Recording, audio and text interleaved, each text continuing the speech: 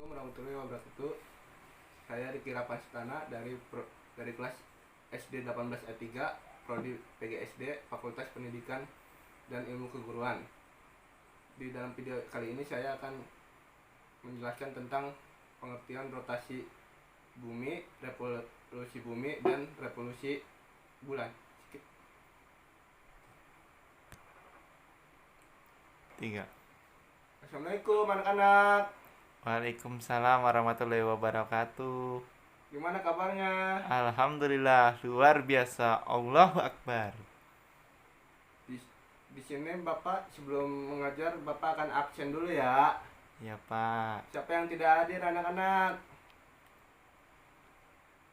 Siapa namanya anak-anak yang hadir? Budi Pak tidak hadir. Kenapa? Sakit. Oh, sakit. Ya udah, ada suratnya. Ini Pak ada. Oh ya. Sebelum pembelajaran, alangkah baiknya kita berdoa. Berdoa di dalam hati mulai. Berdoa selesai. Tiga. Kali ini Bapak akan menjelaskan materi tentang pengertian rotasi bumi, revolusi bumi, dan revolusi bulan. Ada yang tahu nggak itu rotasi bumi? Tidak. Oh, ya udah, Bapak akan menjelasin. Pengertian rotasi bumi. Rotasi bumi adalah proses perputaran bumi pada sumbernya atau porosnya dari arah barat ke timur. Lamanya proses rotasi bumi ini disebut dengan skala rotasi yang membutuhkan waktu selama 23 jam 56 menit 4 detik. Nama lain dari rotasi adalah 1 hari. Tiga. Namun proses perputaran bumi pada porosnya tidak akan terasa karena ada gravitasi. Jadi gravitasi bumi dapat menarik semua benda ke arah pusat gravitasi bumi itu sendiri. Pengertian revolusi bumi. Revolusi bumi adalah peredaran bumi mengelilingi matahari. Bumi mengelilingi matahari selama 365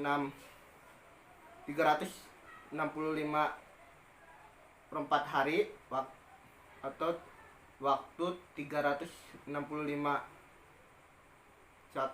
tahun disebut sebagai skala revolusi bumi.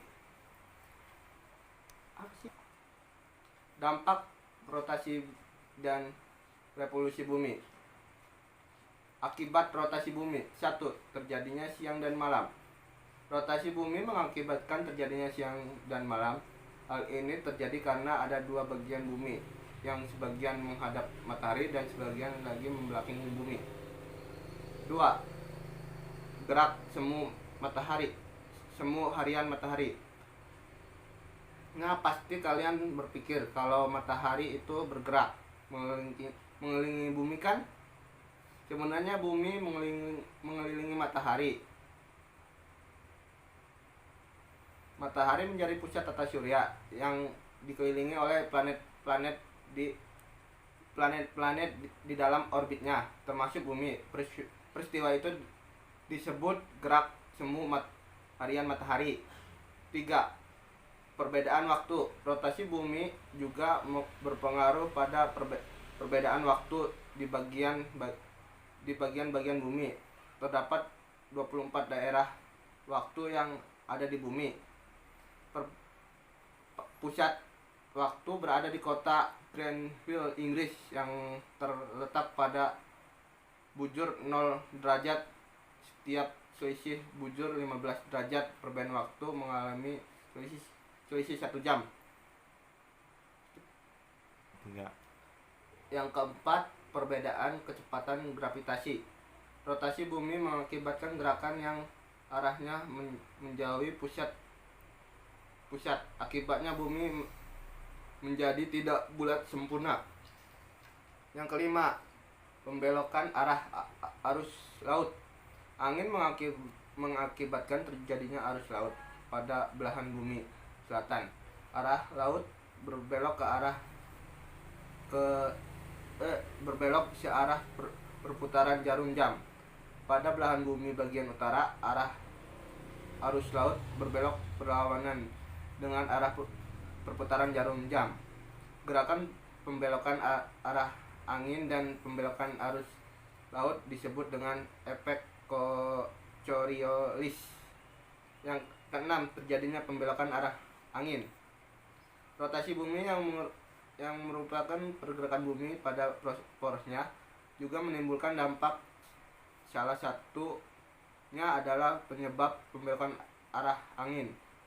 Angin merupakan hal yang tidak bisa dihindari di bumi. Di sini Bapak akan menjelaskan akibat rotasi bumi yang lainnya. 1. Perbedaan lama waktu siang dan malam. Sadarkah kamu bahwa gejala alam di semesta ini selalu sama setiap tahunnya? Revolusi dan kemiringan sumbu bumi menyebabkan gejala alam yang terjadi selalu berulang setiap tahunnya. Peristiwa alam tersebut sangat terlihat di kutub utara dan kutub selatan. 2. Perubahan rasi bintang. Rasi bintang adalah kumpulan bintang-bintang yang membentuk pola tertentu. Rasi bintang apa yang kalian tahu? Tidak tahu. Biasanya rasi bintang yang paling dikenal ialah rasi bintang Hidup, Scorpio, dan Leo. Revolusi mengakibatkan bintang-bintang terlihat berubah. Gerakan semu tahunan matahari. Terus yang keempat, adanya perubahan musim. Perubahan musim juga disebabkan oleh rotasi bumi. Perubahan musim terjadi di belahan bumi utara dan selatan. Musim yang terdapat di bumi antara lain musim semi, musim panas, gugur, dan dingin. Musim-musim tersebut terjadi pada tanggal tertentu, diantaranya adalah sebagian 5. Ditetapkannya kalender Masehi. Bapak juga akan menjelaskan revolusi bulan. Akibatnya, 1. Terjadinya pasang surutnya air laut. Proses ini ditandai dengan terjadinya air pasang naik permukaan laut akan naik. Sebaliknya, jika air laut surut, maka permukaan air laut akan menurun. Air laut di bumi yang menghadap pada bulan akan tertarik oleh gaya gravitasi bulan sehingga menimbulkan pasang naik sebagian air laut yang membelakangi posisi bulan, maka mengalami pasang surut. 2. Perubahan jumlah hari pada setiap bulan di kalender Hijriah. Jumlah hari pada kalender Hijriah per bulannya adalah 30 atau 29 hari. Maka dalam satu bulan kalender Hijriah memiliki lama sekitar 29,5 hari. Hal ini menyebabkan dalam kalender Hijriah ditemukan adanya tahun Kabisat. Kalender Hijriah lebih cepat 11 hari daripada kalender Masehi, hingga menyebabkan beberapa hari besar keagamaan umat Islam setiap tahunnya berubah lebih cepat 11 hari dari tahun sebelumnya pada kalender Masehi. 3. Terjadinya macam-macam fase bulan dan pergerakannya. Rotasi dan revolusi bulan menyebabkan perubahan penampakan bulan saat mengelilingi bumi yang dinamakan dengan fase bulan. 4. Terjadinya gerhana bulan. Gerhana bulan adalah peristiwa yang terjadi saat posisi bulan dan matahari dan bumi terletak pada posisi garis lurus atau linier. 5. Terjadinya gerhana matahari. Selain gerhana bulan dan rotasi dan revolusi bulan juga dapat menyebabkan gerhana matahari. Pada saat gerhana matahari, posisi bayangan umbaran bulan adalah dalam bayangan matahari atau penutup. Apa ada yang ingin ditanyakan dari materi yang tadi Bapak sampaikan? Saya Pak, Iya, apa Christian? bagaimana proses terjadinya gerhana bulan? Oh, bagaimana terjadinya gerhana bulan? Bapak akan jelaskan. Gerhana bulan adalah peristiwa yang terjadi saat posisi bulan dan matahari dan bumi terletak pada posisi garis lurus atau linier. Posisi bumi harus berada di antara posisi bulan dan matahari.